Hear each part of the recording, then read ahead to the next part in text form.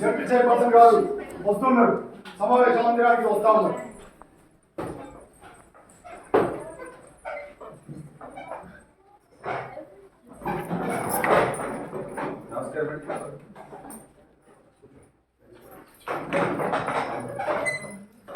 అందరికీ నమస్కారం.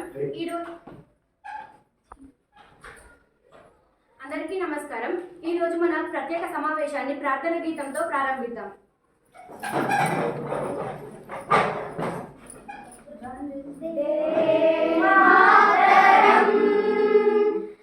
వందే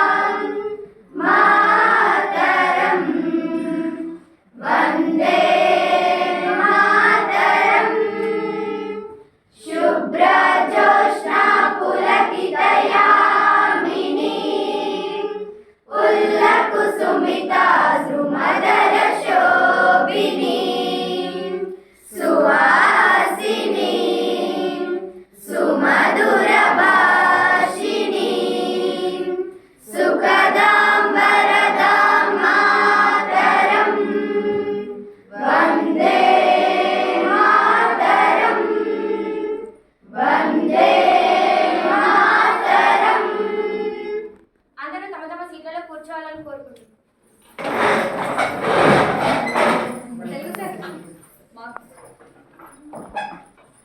ప్రత్యేక సమావేశానికి విచ్చేసిన జెడ్పీ సభ్యులకు, స్థానిక సంస్థల ప్రతినిధులకు, అధికారులకు, సిబ్బందికి మరియు మీడియా మిత్రులకు స్వాగతం, సుస్వాగతం. ప్రపంచంలోనే అతిపెద్ద గిరిజన మరియు దక్షిణ భారతదేశ కుంభమేళాగా ప్రసిద్ధిగాంచిన సమ్మక్క సారక్క జాతర మన జిల్లాలో ఉండడం మనందరికీ ఎంతో గర్వకారణం. ఈ జాతరను ప్రశాంతంగా మరియు పర్యావరణ హితమైన జాతరగా నిర్వహించడానికి ఏర్పాటు చేసిన ఈ సమావేశంలో సభ్యులందరూ బాధ్యతగా తమ సహాయ సహకారాలతో పాటు తగిన సలహాలు, సూచనలు ఇచ్చి జాతరను విజయవంతం చేయాల్సిందిగా కోరుకుంటున్నారు. కాక మన పూర్వ జిల్లాకే చెందిన 2 మహిళా మంత్రులు సమ్మక్క సారక్కలకు ప్రతిరూపాలుగా ముందుండి జాతర ఏర్పాట్లను పర్యవేక్షిస్తుండడం మనందరికీ ఎంతో గర్వకారణం. ఇప్పుడు జాతర నిర్వహణలో భాగంగా ఒక్కొక్క అంశాన్ని పరిశీలిద్దాం. సభ్యులు చర్చలో పాల్గొని విజయవంతం చేయాలని కోరుచున్నాను.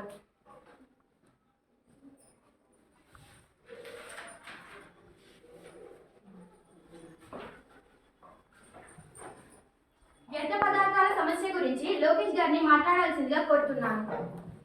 అధ్యక్ష, ప్రకృతి ఒడిలో నెలకొని ఉన్న సమ్మక్క సారలమ్మల దగ్గరికి వచ్చే భక్తులు వారి వెంట తెచ్చుకునే పదార్థాలతో పాటు జాతరలో కొనుగోలు చేసే వ్యర్థ పదార్థాలను ఎక్కడ పడితే అక్కడ వేసే అవకాశం ఉంది అధ్యక్ష.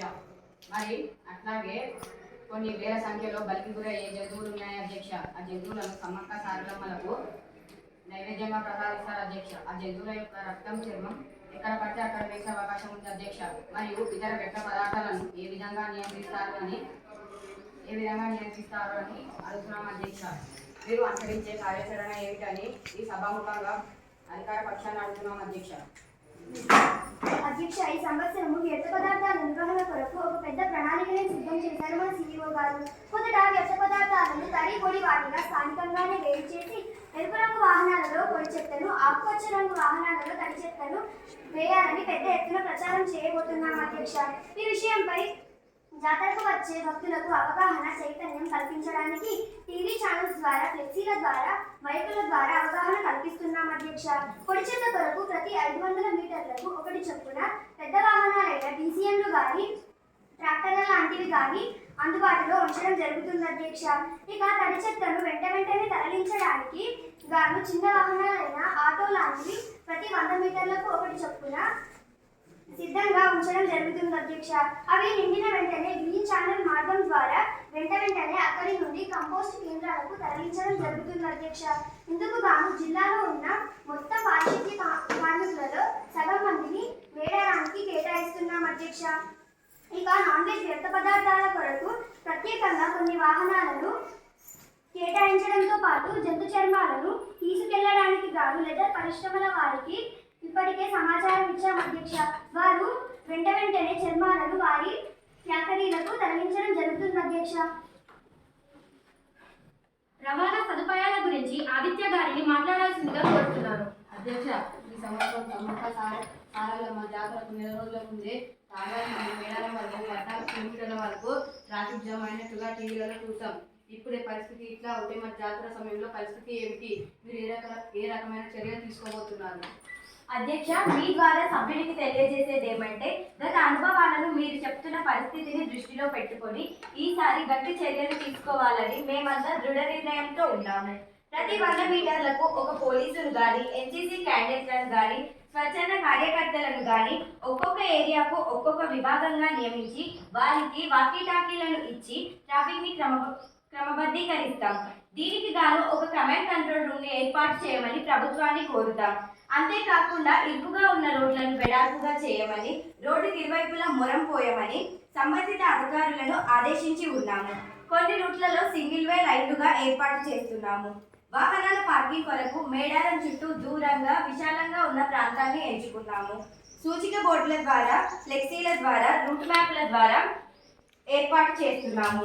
వీటి వల్ల ట్రాఫిక్ పూర్తిగా క్రమబద్ధీకరించబడుతుందని మేమంతా బలంగా నమ్ముతున్నాం. అధ్యక్ష, నీటి సదుపాయాల గురించి నవ్య గారిని మాట్లాడాల్సిందిగా కోరుతున్నాను. అధ్యక్ష, మేడారం జాతర ప్రతిసారి నీటి సమస్య తలెత్తుతుంది. తాత్కాలిక ఏర్పాట్లు చేయడం వల్ల జాతర కాగానే పాడైపోతున్నాయి.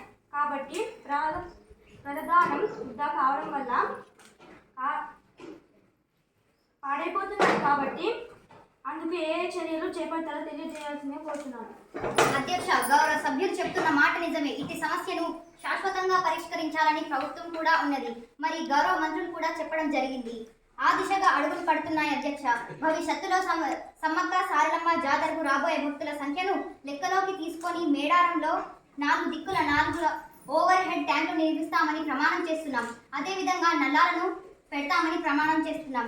ఇది జాతర సమయంలోనే కాకుండా సంవత్సరం చుట్టూ ఉన్న గూడాల వాళ్లకు ఉపయోగపడతాయి. అధ్యక్ష, అంతేకాకుండా ఇస్తున్నట్టు తెలుపుతూ జెడ్పీ సభ్యులకు, స్థానిక సంస్థల ప్రతినిధులకు, అధికారులకు, సిబ్బందికి మరియు మీడియా మిత్రులకు ధన్యవాదాలు తెలియజేస్తూ ముగిస్తున్నాను.